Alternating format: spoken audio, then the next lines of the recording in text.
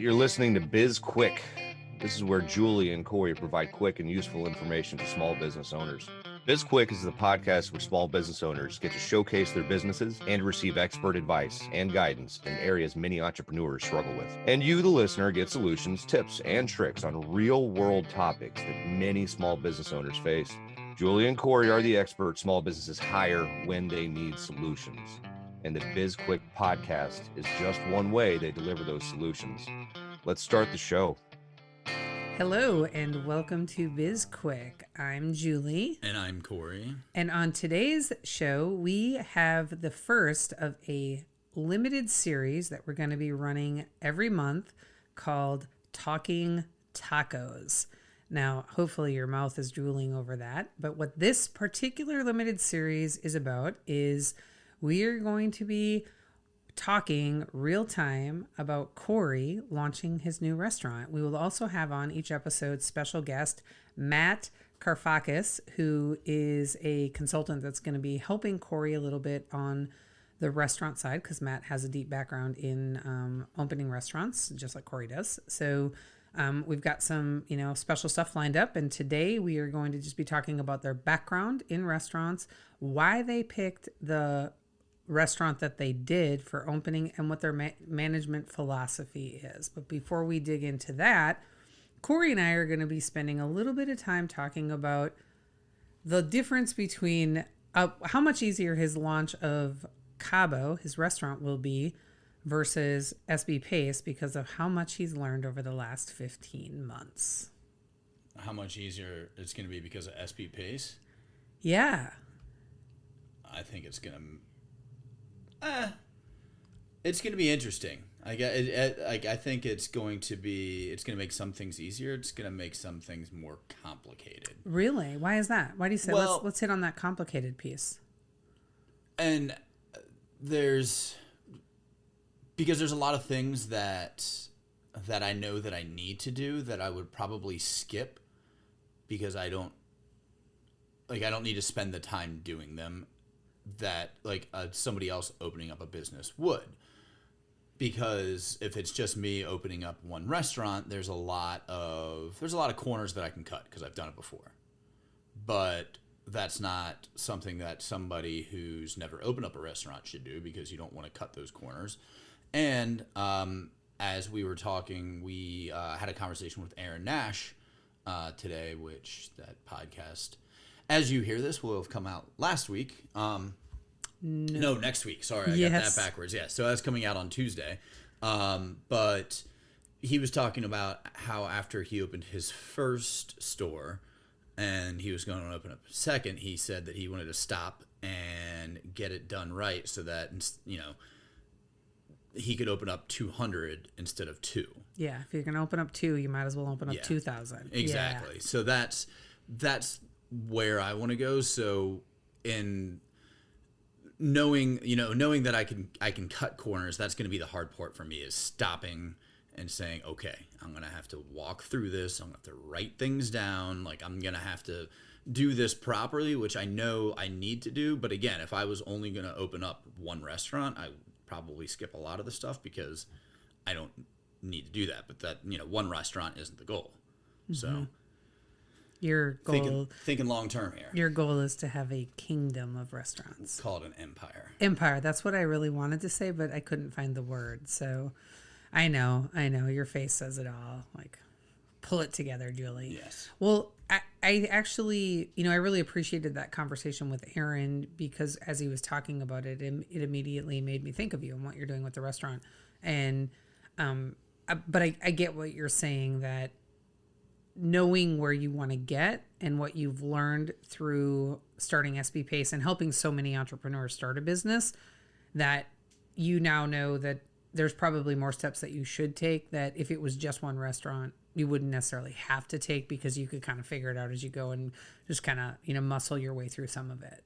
Yeah. And I mean, to use a food analogy, which is apt in this situation, if you're following a recipe and you're an experienced cook or chef or whatever, you don't really need to follow a recipe. You can eyeball measurements. You can kind of run by taste, just, or not even taste. I mean, like a good cook can make something without even having to taste it and know that it's going to be good, just because you know how flavors and everything reacts and the science behind everything and all that. But if you want somebody in your restaurant to recreate that, you have to write down like exact measurements, exact times, exact steps, and make sure that they can do that. And of course, once they get more experienced at doing it, then they can start, instead of pulling out the measuring spoons to figure out what a teaspoon looks like, they can just pour it in their hand and kind of eyeball it, and that's fine.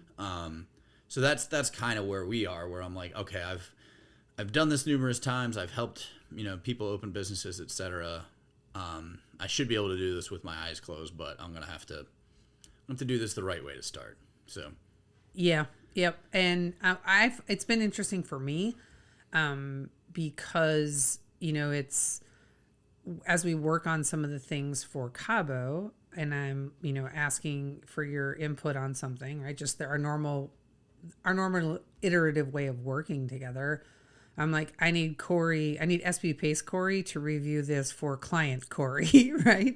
And so it can get a little bit kludgy, if you will. But I think that that's been a benefit, because you are a little bit more discerning, I guess would be the word I would use, in terms of how you want things done for Cabo. So it's interesting to see your approach as a client versus your approach as the coach or consultant leading somebody through something. And that, I mean, even that's like a perfect example, because like having to wear two very opposite hats in this scenario, where we do something, you're leading an exercise, and there's all like I'm participating in the exercise, obviously, because it's for Cabo. And then you have an output and you say, can you review this for me? And I mean, I have a hard time taking the time out to review it, because I'm like, I was a part of this. Why do I need to review it? I know what the answers are. I was there. And I mean, on more than one occasion, you've been like, have you reviewed it? No, I haven't reviewed it. And you're like, well, I need this because I'm going to use this for X, Y, and Z or whatever. And, and even though it is helpful for me, it's also, I have to remember that this is also helpful for SB Pace, because the idea of this is that we're going to take a lot of this and use it for, we can repurpose this for other clients. And I mean, even after a few of the meetings that we've had, Matt, who has experience in restaurants and all of that, a lot of experience, and knows restaurateurs around town and all of that. He even said after, I think, the first or second meeting, he was like, man, every restaurant needs this before they open, because there's so much that it's one of those things. It's like, what you want, but it's until you say it out loud and put it on paper, you don't know what it is. It's like, I don't know, like the definition of pornography. Like, I'll know it when I see it. And it's like, well, no, you have to sit down and write that, define exactly what it is that you want in your business. And it's interesting to see that output, because I mean, you've brought it up and we've had some heated discussions about certain things. I wasn't going to bring it up. I know, but but you've brought up certain things, and not that one topic, because we said we'd never talk about it again. But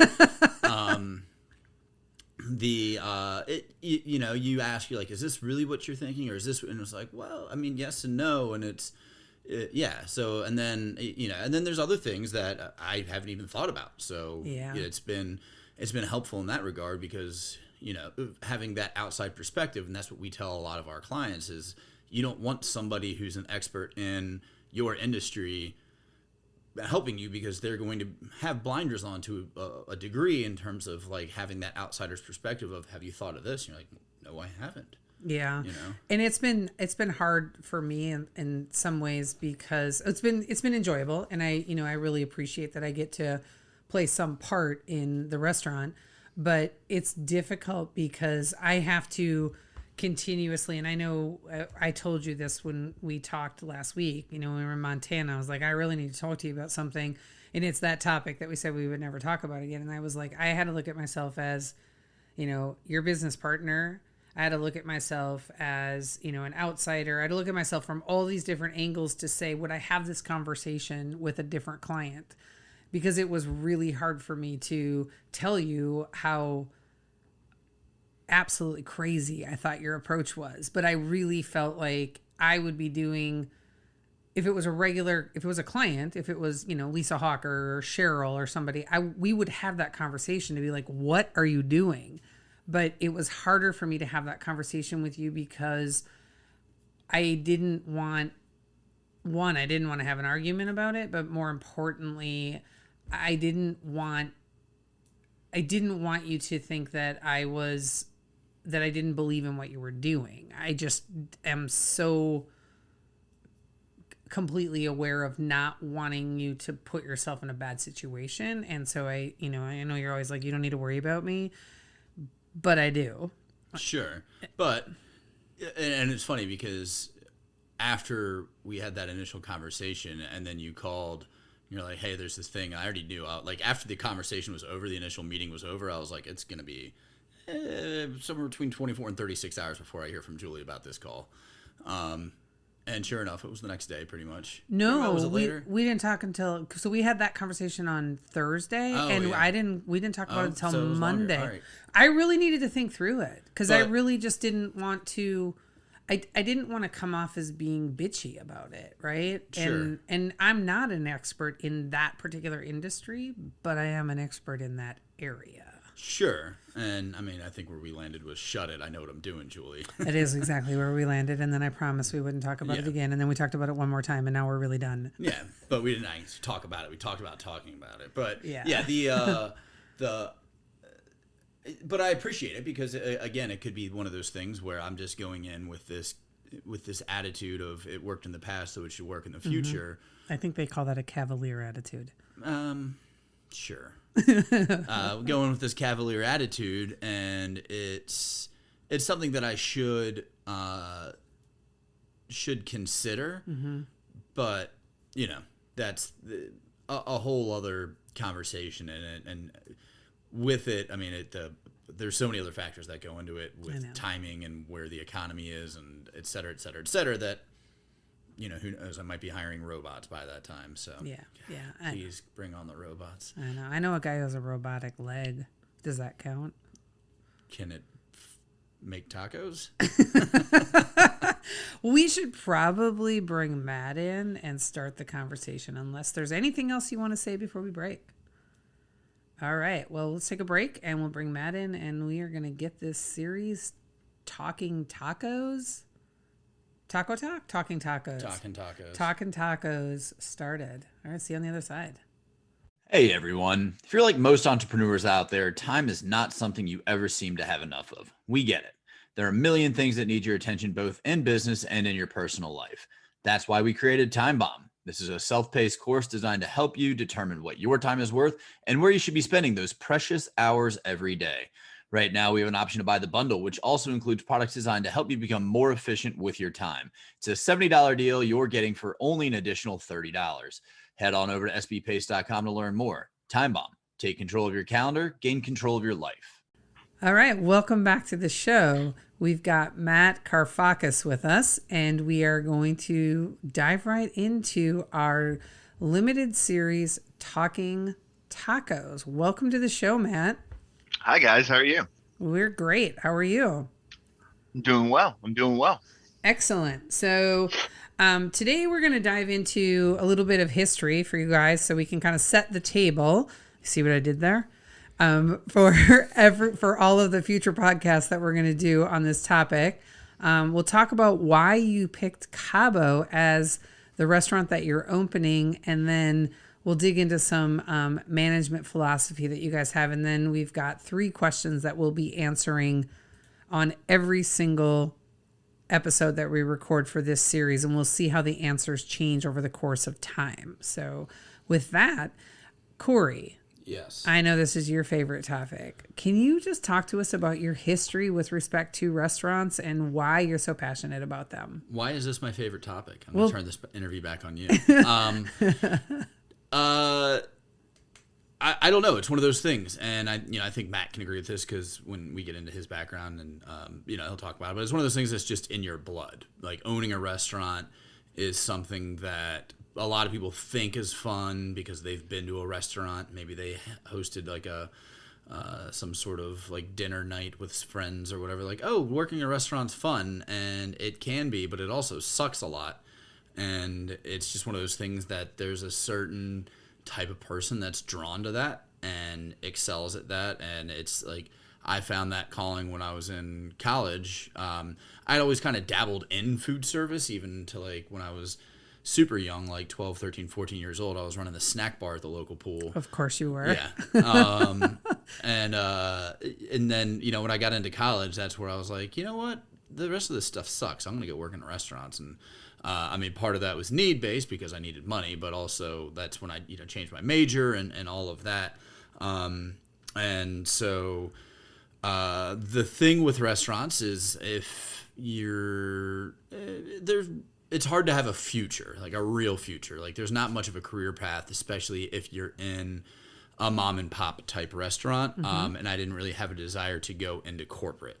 So I managed a place in Blacksburg for about 4 years, and then I was just sick and tired of that place. And at that point, I was sick and tired of Blacksburg, but that had a lot to do with my living situation at the time and everything. It was just I don't know, kind of a dark point in my life, and I needed something to get me through the summer, and that's when Cabo Fish Taco was opening their second store, and that was in Blacksburg.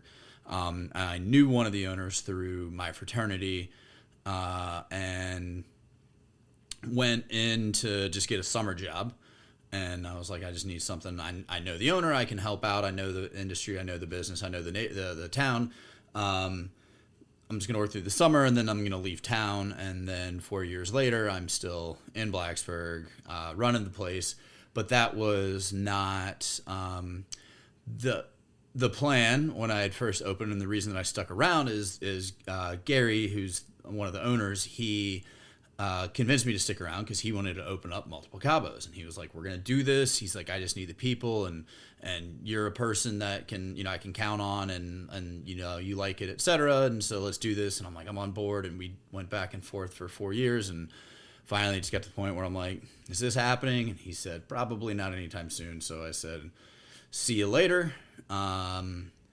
Bounced around for a little bit, ended up in Richmond. I was a part of a small little coffee cafe chain here in Richmond for a while.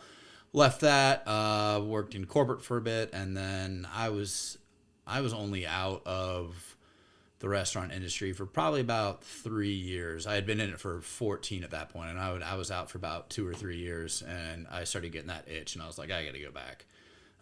But on that point, I wanted it to be on my terms. So I was like, I'm going to go back. I'm going to do this right. I've got a ton of experience. I've got, you know, knowledge, education, everything going my way. And I had a concept, and I was working on that. And then that's when Gary came into town, and he was like, "Hey, I want you to meet this guy, Matt." But, you know, he's like, we're talking about a potential Cabo here in Richmond, and talk to Matt. And so, you know, Matt was working with Gary and a different restaurant group here in town in terms of trying to bring a Cabo into town. And so, you know, we were talking, and then finally Gary was like, "You know what, let's cut why don't you just do this?" And that's so Matt and I have been kind of working together since then.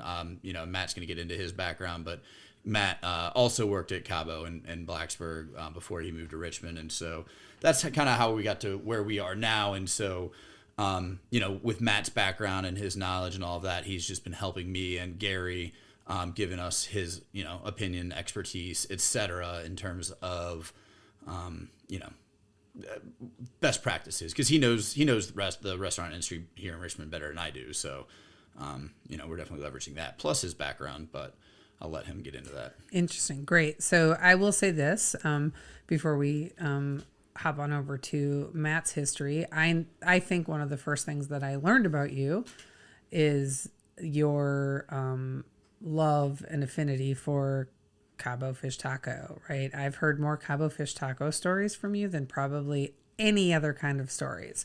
So I know that you are deeply passionate about the brand, which is a big help when you're going to open up a restaurant. I am curious. So since you left the restaurant industry and you did, you know, you worked at corporate and you worked in food service when you were in corporate America, So we still, even then, you weren't really away from restaurants because you were just on the other side of it. And then you did some consulting, and now we have SB Pace. What are some of the things that you've learned since you left the restaurant industry that you feel like are going to make you a better restaurant owner? We're gonna jump into that now. No, this is still part of your history. Oh, okay. I'm not talking about your management philosophy. Gotcha.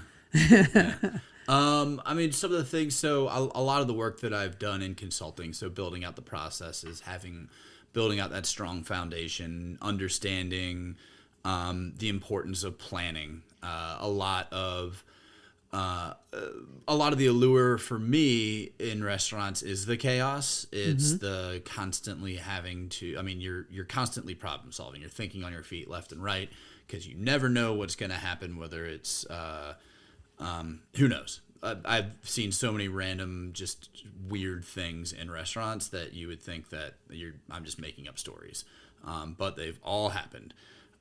So that's part of what I like about it. But I know now, especially that I'm a lot older, that that is always going to be a part of it. But it's also, I mean, just running a restaurant, I enjoy that part of the business, and being able to do it now, where I'm going in with the knowledge and the intention of not actually working in the restaurant. Of course, I'm going to be pulling shifts, and there's going to be many weekends and many late nights and early mornings and all of that in the restaurant. But the goal is to delegate and get myself out of there. It's to develop employees, develop managers, build a brand, and build a company, because this isn't the only Cabo Fish Taco that I want. It's, this is going to be one of many Cabo Fish Tacos. The empire. Yes. All right, great. Thank you. Matt, sorry to make you wait so long while that long-winded answer came, but that was really good. That was some good stuff. So what is your history? So I grew up in Blacksburg, and one of my first jobs was washing dishes. I was 15, 16 years old at a bar in downtown Blacksburg. And I really liked that environment. I liked the fast pace. I wasn't exactly in love with the business then. It was a paycheck. It was something to do after school. I think my parents liked it because it was keeping me out of trouble. But as we all know, working in restaurants can lead to a lot of trouble. And just continue working restaurants, dabbled around with college for a little bit. Didn't really work out for me at that point, and I fell into this restaurant called the Boston Beanery, and it was also in Blacksburg. And I think at that point I really fell in love with this business because of the atmosphere and the culture that was in this restaurant. I talked to a lot of those same people that I worked at that restaurant at to this day. More than probably my own family or anybody else. Some of them have helped me get jobs, like when I was in New York. And I think that's when I really realized that, I was very good at running a line, being very loud and to the point of probably being obnoxious. And then as that went on, I applied to go to culinary school, and I attended the Culinary Institute of America in Hyde Park, New York. I completed an associate's from them in culinary science, and that in itself was an amazing experience. Worked with a lot of world-renowned chefs, met a lot of great people that I still talk to this day, who some are still in the business, some aren't. After that, I went to New York City, and I worked for 5 or 6 years in restaurants, anywhere from BLT Steak or a Lily, which is a fine dining Lebanese restaurant, to private clubs such as Norwood Club, working 80, 90, 100 hours a week because, the bar in New York City and the food scene is set super, super high. Perfection is always demanded in these places, which it should. New York City is the mecca, or one of the meccas of food on this side of the world. I got burnt out after that, went back to Blacksburg. Went home, lived with my dad for a little bit, trying to figure out what I wanted to do. Ran into a friend who is the kitchen manager at Cabo, asked him if I could just come in and wash dishes. I didn't want any responsibility. I didn't want to cook. I didn't want to worry about labor cost. Well, a couple weeks later, I was approached by Gary to start running his kitchen. The current guy was going to culinary school, and he needed someone to step in. So after that, I worked at Cabo for 3 years, and I think that's the first time that I was able to really bring everything I've learned to the table and put everything together. I definitely failed a lot in those 3 years, and I learned a lot. After that, I worked for Cisco, a broadline distributor here in Richmond, for 2 years, and now I'm working for a different one. And throughout that time, when I got to Richmond, I asked Gary what he thought of Richmond, and I always thought Cabo would do amazing down here. And somehow, for me figuring out, trying to get him to put a restaurant here and getting him in touch with people, he put me in front of Corey, and I started talking to Corey about it, and here we are. I am helping Corey figure out what needs to happen for a Cabo down here. It's funny how you talk about how I just wanted to wash dishes. I don't know how many times I've heard that story. I had the same one where it's like that summer job. I just wanted a summer job. I was working in the kitchen during the week and I was bartending on the weekends. It was great. Like, I couldn't have asked for like a better lineup, because I love working in the back, but the money's up front. That's what she said. And so, being able to pull kitchen shifts during the week and then bartend on the weekends, it was like the best setup for me. And then Gary's like, hey, why don't you, we're going to need a GM for this place. And I'm like, but I'm leaving town. Yes, yeah. I'm leaving. So Matt, when you went from working in restaurants to starting to work for a broadline distributor, what sort of things, new skills or knowledge did you learn there that can benefit you in helping to open up restaurants? Well, I mean, working for a broadline distributor definitely opened my eyes. I got to see how other people ran their restaurants. I felt like I got, within a 2-year period when I was at Cisco, I felt like I got an extra 10 years of experience actually working in restaurants, because I got to see how people ran them, how people failed at them, how people succeeded at them, how they ran not only the back, but the front, their financials, and operations overall. So it was kind of taking it all in at once, but without being responsible for it. Mm-hmm. And I mean, I've enjoyed it.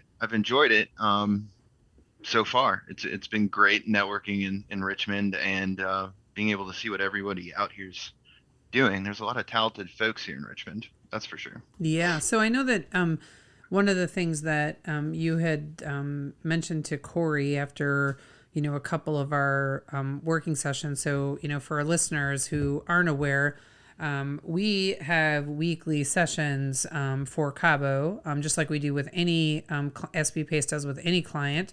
In this instance, Corey is the client, and we meet weekly to work on the foundational piece of the business, right? So there's a lot of things that are, because it's a franchise, are already somewhat handled, but he gets to customize everything to his own liking, right? So we've been working on things, and I know, Matt, that you said that the way that we're approaching opening this particular Cabo is something that every restaurant owner could really benefit from. And I was just wondering if you could talk a little bit about that, because it's always nice to have somebody brag on us and what we do. Sure. I mean, if you look at it from standing outside, it looks pretty simple, right? But from my experience of being in the business and being around so many people that are running their own places, I think it gets lost on, looking at core values or your hiring strategy. I think everyone has it in their head, but it's never written down. And I think the process which you guys have been going through and I've been a part of really will help Corey and Cabo out and keep his eye on the prize, not straying from that, and always it's a great foundation for how you want to run your business. And being in the restaurant business is a people business, Yeah. whether it's your employees or the customers. So having all these things sitting in front of you, thinking through them, working through them is definitely something I think every restaurant owner should do, because, restaurants go quick. Stuff happens. I mean, it's real time. There's no waiting until Monday to do it. It all happens in real time. Your customers can't wait. Your employees can't wait. And those ideals that we've been going over can definitely get lost in the shuffle. Great. Thank you. All right. Let's move on to the next question that I have for you gentlemen today. And that's, Corey, why Cabo? Well, this is, I kind of had that, told you the entire story. This has been something that's been 16 years in the making. I really like the restaurant. I like the concept. I'm good friends with the owners. For me, it was easy to jump in and learn. I think the brand, the culture, like everything, aside from the constant reggae music, really fits who I am. That reggae music can drive you crazy. Yeah, I know the lyrics to every reggae song ever written and ever will be written.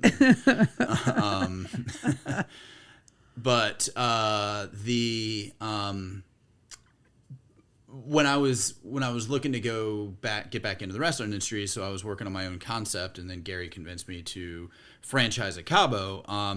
I wasn't as excited at first with the idea of doing a franchise and doing the Cabo, because I wanted to do my own thing. But then after talking with Gary and talking with Matt and kind of getting his opinion on everything, and just really looking at the whole thing in general, it made sense, not only financially, but Cabo's still a small company. They've got 3 corporate stores and 1 franchise, and they've never been outside of the Charlotte or Southwest Virginia area. So this is going to be a great opportunity for me to prove out the concept and prove that, for Gary, that it would be, that this is viable outside of that little nucleus of where they started. And I still have the opportunity to grow a brand, grow a company. And there's from that perspective, in terms of the processes and everything that I've learned over the years, it's going to be, for me, a great challenge to try and expand a company. And I've got the same ambition that Gary did years and years ago. He's kind of the point now where he's content, but he doesn't, and he wants to open up restaurants, but he doesn't want to be the one opening restaurants. Sure. So for him, he's excited to have me on board, because I want to go out there and open up restaurants. And so working with him, I can help build out the company and build out the brand, and have a very strong influence over what the company looks like, in 1 year, 10 years, et cetera. Because, people have approached him left and right to franchise the business. And like I said, he's got the 1 that's in the Charlotte area. Outside of that, he hasn't found anybody who he really wanted to work with. So I'm going to enjoy the challenge. Excellent. So a little bit of a different perspective for you, Matt, since you're consulting and helping, but why Cabo for you? Why did you decide to help Gary and Corey out on this venture? Well, Cabo's a proven concept in several markets, and I know Gary wanted to expand out. And just coming in Richmond is definitely a foodie town. Before COVID, I would always say that Richmond is about to hit their golden age of food. And then COVID hit, and I still think that rings true for Richmond. You got places like Long Oven and Grisette, and you got great taco places like Intergalactic Tacos. You got everything here for the most part. And I just think it would have been the perfect market for Cabo to grow. It's not a small leap from Blacksburg to Richmond, and there is a huge cult following for Cabo Fish Taco here in Richmond. We have so many Virginia Tech alumni who loved going to Cabo, made a lot of good memories at Cabo. you know. For me, it was just a no-brainer to try to help Gary out and bring one here. And Corey just turned out to be the perfect candidate. Not only did he work in a Cabo, he's living in Richmond, and he's willing to open restaurants, like he said. Perfect. And I'm going to cheat in this podcast because I know what's coming up. But I'm going to tack on top of that real quick, though. Just I just remembered this. But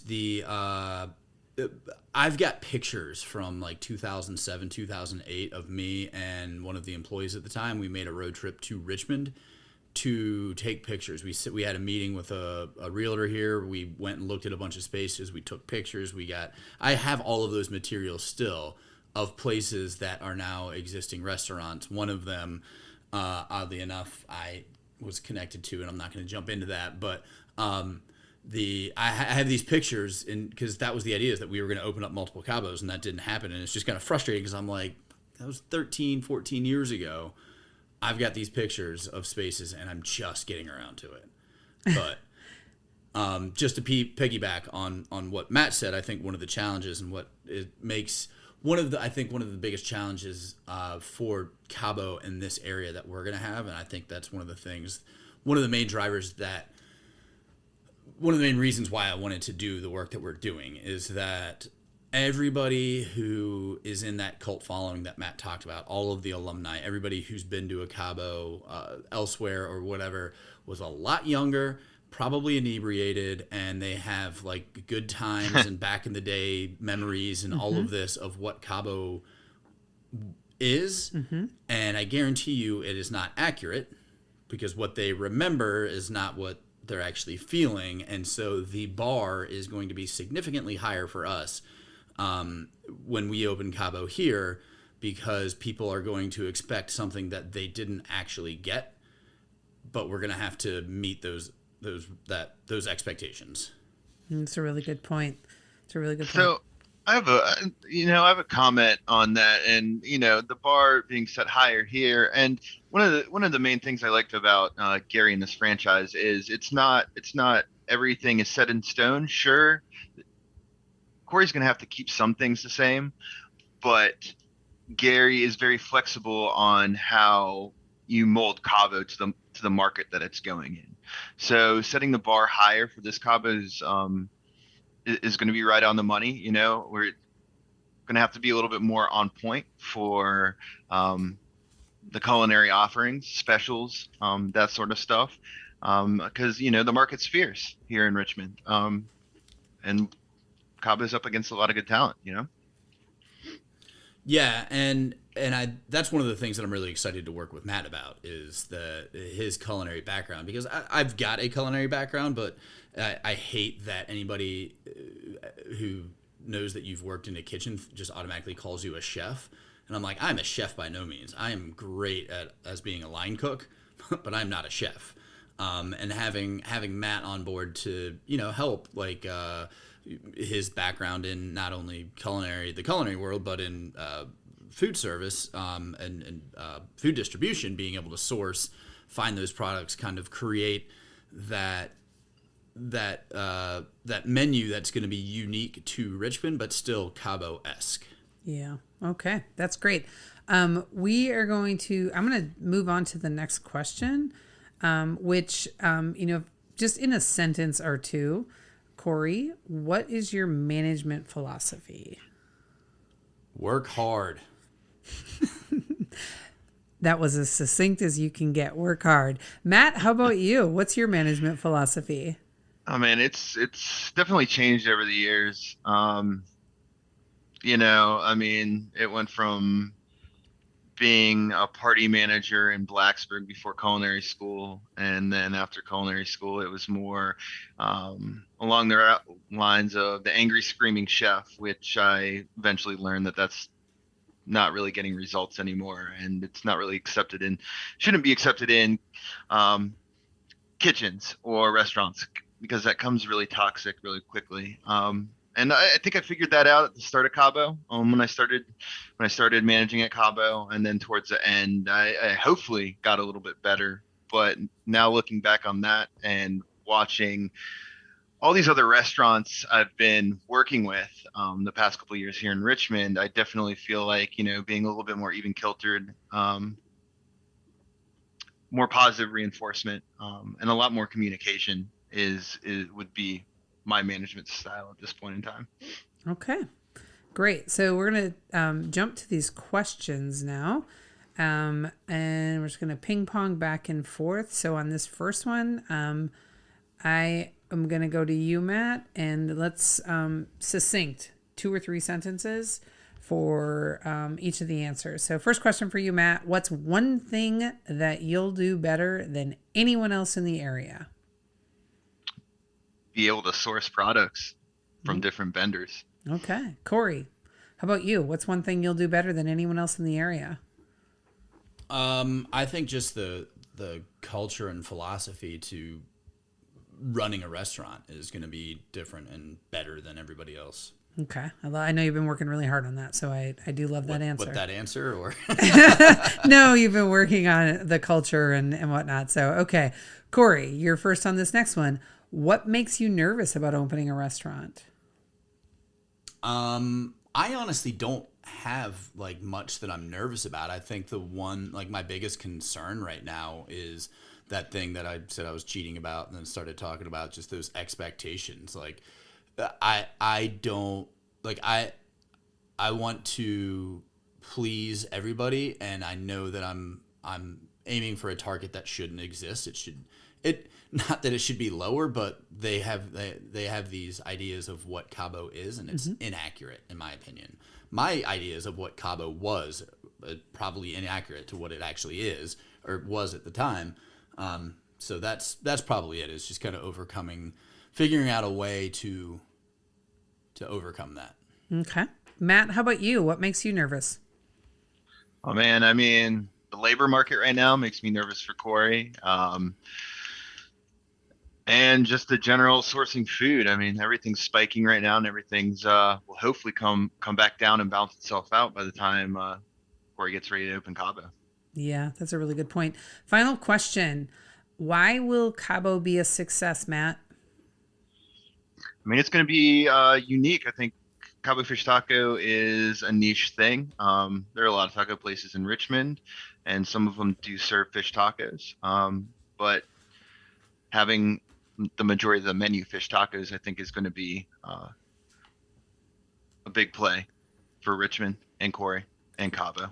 Great. Okay. And Corey, why will Cabo be a success? Well, real quick, I think the menu, just to kind of piggyback on what Matt was saying, is because we've talked about the different menus and the way that we're going to approach it here and really cater to the Richmond crowd. But I think the answer is best, like if you talk about, they say that parents who buy baby books are generally better parents than parents who don't buy baby books. And the reason being, it's not because they read the baby book, it's because they cared enough to buy a book on how to raise a baby. And I think that's why Cabo is going to be a success, is that it's not so much that, I mean, the work that we're doing is important and it's definitely going to be used, but the fact that we care enough to do the work is going to give us that edge and put us above everybody else. I love that answer. I can't wait to see how these 3 questions, how your answers change over the next several months, or maybe don't change, but I feel like they will, because we'll know more every time we jump on one of these podcasts and record it. So this, our dear listeners, was Talkin' Tacos, and this has been a thrill. It's been fun to learn about what your history and what you're looking forward to with Cabo, and I can't wait to record the next one 4 weeks down the road. So Matt, thank you so much for jumping on and being such an active participant, and really, partnering up with Corey on helping him to get this restaurant launched. I know that he appreciates it greatly. And Corey, thanks for letting us use you launching a restaurant as a really great podcast series for entrepreneurs who are interested in starting a business. And I don't even know what word I just said, but it was supposed to be entrepreneurs. Well, I'm disappointed right now. You want to know why? Why? You didn't ask the guest how they could find out more. Well, the reason I didn't is because Corey, we've got a website. Corey, how can our listeners find Here we out go. more about Cabo Fish Taco? You can go to the website, cabofishtaco.com, and there's an Instagram page right now, cabo.richmond. I guess that's at cabo.richmond. I don't know how Instagram works. Right. I know he's looking at it right. I I am. am literally watching him read it off the page. All right, because he is not our social media guy, but we're getting some posts up there. So definitely go follow Cabo and give him a like and engage on the page. So thank you, Matt and Corey. Thank you to our listeners, and we're going to put all that information about Cabo in the show notes. And if you want to connect with me and Julie and our consulting business, SB Pace, you can connect with us on social media. We have LinkedIn, Twitter, Instagram, Facebook, and we have a YouTube channel. And as the consultant, Corey, I still have no idea how any of that stuff works. And if you need any information, you can reach us on the website, sbpace.com. Do you know how our website works? I run the website, so yes. Okay, just checking. And you can subscribe to our podcast on whatever platform it is that you use to listen to it. We are everywhere. And while you're out there subscribing, you know what would be great? Do you know what it would be, Corey? You know what would be great? Is it to like us and give us a review? That is exactly right. Like us and give us a review. And reach out to us about any topics that you want to hear more about, or if there's a guest that's been on that you want us to bring back, let us know and we'll probably bribe them into coming back on. And if you haven't already, go out and buy our book. The link is on our website. It's called Seriously Now What? A Small Business Guide to Disaster Preparedness. It's the #1 bestseller on Amazon. There is a digital workbook download. And if you've already purchased it or after you've purchased it, make sure to like it and give us a review. Yes, I'm Julie. And I'm Corey. I almost forgot the last line here. This was Biz Quick, helping small businesses across America. We'll see you in 4 weeks for part 2 of Talkin' Tacos.